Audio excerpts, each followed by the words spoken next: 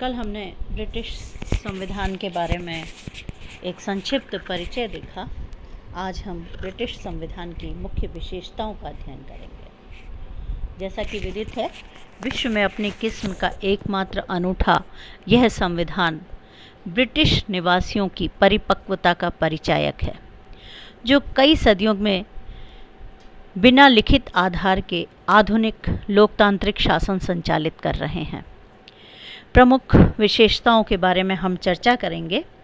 तो सबसे पहली जो ब्रिटिश संविधान की विशेषता है वो है विकसित संविधान। ब्रिटिश संविधान 5वीं शताब्दी से आज तक निरंतर विकसित होता जा रहा है और अभी भी विकास का क्रम जारी है। यह संविधान निर्मित संविधानों की श्रेणी में नहीं आता, क्योंकि यह किसी विशेष संविधान सभा के द्वारा तैयार नहीं किया गया है।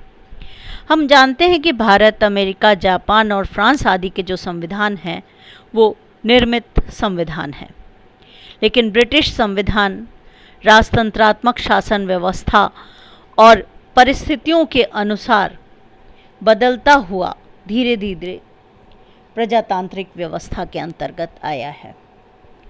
आज का संविधान जो हमारे सामने है वो एक विशालकाय तथा भव्य इमारत का पर्याय है, जो पीढ़ी दर पीढ़ी धीरे धीरे बना है। किसी ने इसकी नींव भरी तो किसी पीढ़ी ने इसकी दीवारें खड़ी की। आज भी इस भवन का आकर्षक रंग रोगन का कार्य जारी है, अर्थात यह संविधान निरंतर परिवर्धन की ओर चलता आ रहा है। दूसरी विशेषता के रूप में हम देखते हैं कि यह संविधान एक अलिखित संविधान है। अलिखित संविधान मतलब एक प्रारूप के रूप में लिखित नहीं है, कोई डॉक्यूमेंटेशन नहीं है। आधुनिक शासन व्यवस्थाओं के कार्य संचालन के लिए कानून और कागज का महत्व है। संविधान एक डॉक्यूमेंटेशन के रूप में होना आवश्यक है। यह अंग्रेज लोगों की व्यवहारिक समझ का ही परिणाम है, जो कोरे सिद्धांतों की शेखी भगाड़ने के बजाय आपसी समझ का पर्याय रहा है। उन्होंने इसे एक अलिखित रूप में प्रकट कर एक सर्वोत्कृष्ट उदाहरण प्रस्तुत किया है। किसी दस्तावेज, किसी पुस्तक के रूप में इसे लिखा नहीं गया है। अधिकांश भाग अलिखित होते हुए भी इसमें कुछ भाग लिखित भी है, जिसमें जैसे कि हम मान सकते हैं अधिकार पत्र हैं, संसद द्वारा पारित अधिनियम, न्यायिक निर्णय तथा परंपराएं प्रमुख हैं। अतः यह संविधान अलिखित माना जाता है, मतलब योजनाबद्ध रूप से इसे तैयार नहीं किया है। लचीला संविधान, फ्लेक्सिबल संविधान। ब्रिटिश संविधान चूंकि अलिखित संविधान है, विकसित हुआ है, अतः इसमें फ्लेक्सिबिलिटी है, यानी संविधान में परिवर्तन किया जा सकता है। परंपराओं में ब्रिटिश संसद सामान्य बहुमत से परिवर्तन कर सकता है। यदि ब्रिटिश संविधान में लचीलापन नहीं होता तो यह संविधान तथा ब्रिटिश राज सत्ता कभी की समाप्त हो चुकी होती, क्योंकि सामंजस्य और मानसिक परिपक्वता के कारण ही यह अभी तक प्रचलित रहा है। ब्रिटिश में सामान्य कानून और संवैधानिक कानून में कोई अंतर नहीं है। यह परंपरा है कि जब एक आम चुनाव के द्वारा किसी विषय पर जन सहमति नहीं होती है, तब तक संविधान में संशोधन नहीं किया जा सकता। नेक्स्ट है सिद्धांत और व्यवहार में अंतर। मुनरो ने कहा कि ब्रिटिश संविधान की एक अद्भुत विशेषता यह है कि वह जैसा दिखता है वैसा है नहीं, और जैसा है वैसा दिखता नहीं है। कुछ ब्रिटिश संविधान के बिंदु जो विचारणीय है।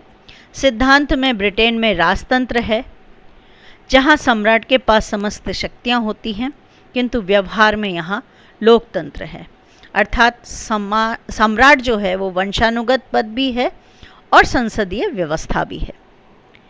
सिद्धांत में शासन के 3 अंग कार्यपालिका, व्यवस्थापिका और न्यायपालिका के बीच शक्ति पृथक्करण प्रचलित है, किंतु वहाँ समस्त शक्तियाँ संसद में केंद्रीकृत दिखाई देती हैं। एक और चीज़ जो सिद्धांत व्यवहार के अंतर को दर्शाती है, सिद्धांततः ब्रिटिश संसद मंत्रिमंडल पर नियंत्रण करता है, लेकिन वास्तविकता यह है कि मंत्रिमंडल संसद को नियंत्रित करने लग गया है। नेक्स्ट है संसद की सर्वोच्चता।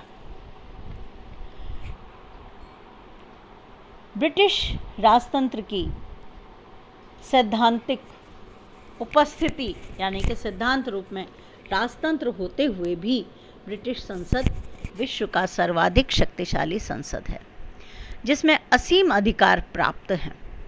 ब्रिटेन में एकात्मक शासन है, अतः संपूर्ण देश के कानून राष्ट्रीय स्तर पर संसद ही निर्मित करती है। संसद साधारण बहुमत से किसी भी कानून को परिवर्तित कर सकती है। ब्रिटिश संसद द्वारा पारित किसी भी विधेयक तथा प्रस्ताव को न्यायालय में चुनौती नहीं दी जा सकती और न ही सम्राट या साम्राज्ञी उसे निरस्त कर सकता है। नेक्स्ट है एकात्मक शासन व्यवस्था। ग्रेट ब्रिटेन तथा उत्तरी आयरलैंड द्वीपों का शासन लंदन से संचालित होता है। छोटा देश तथा सुसंगठित इकाई होने के कारण यहाँ पर एकात्मक शासन व्यवस्था अपनाई गई है।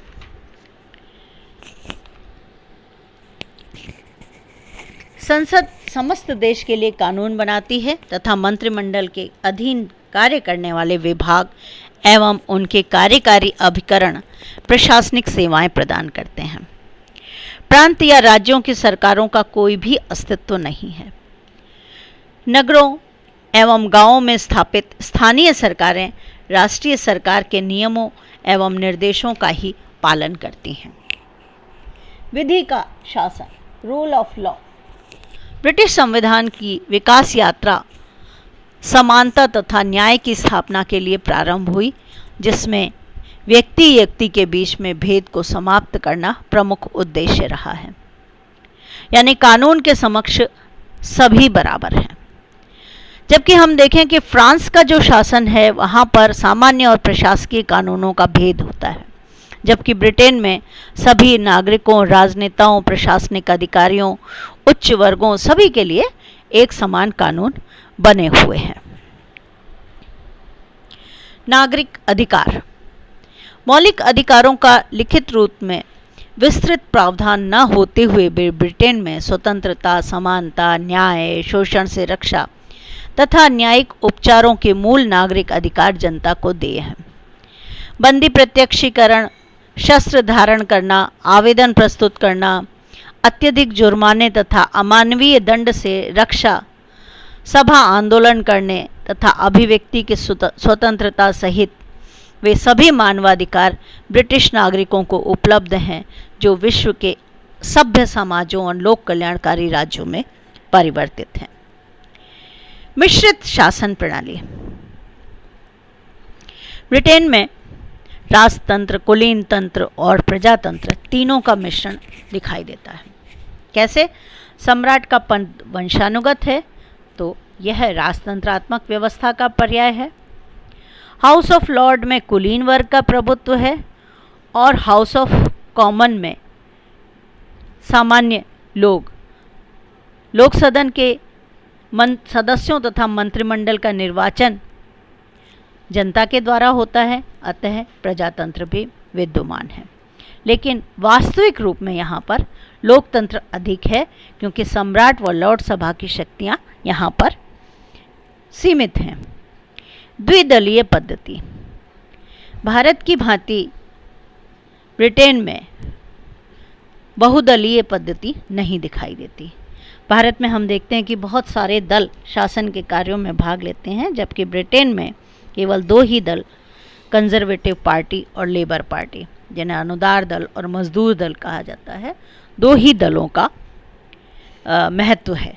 द्विदलीय राजनीतिक पद्धति में अस्थिरता की समस्या प्रायः कम होती है।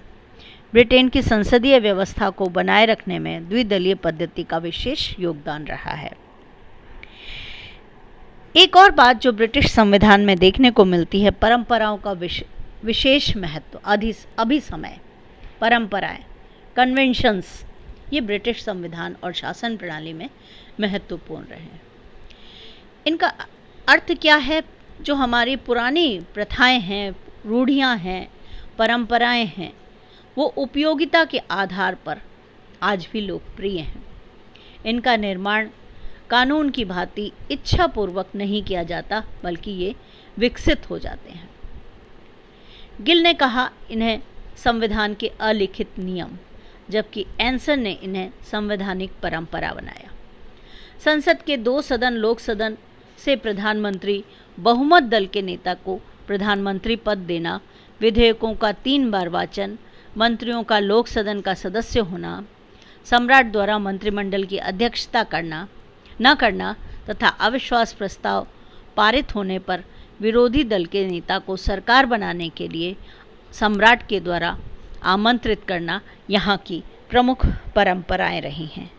तो ये हमने आज अध्ययन किया ब्रिटिश संविधान की क्या विशेषताएं हैं। अब हम सबसे पहले सारे ब्रिटिश संविधान के बारे में जो मुख्य तत्व हैं उनका अध्ययन करेंगे और तत्पश्चात हम दूसरे संविधान का अध्ययन करेंगे। Thank you all of you.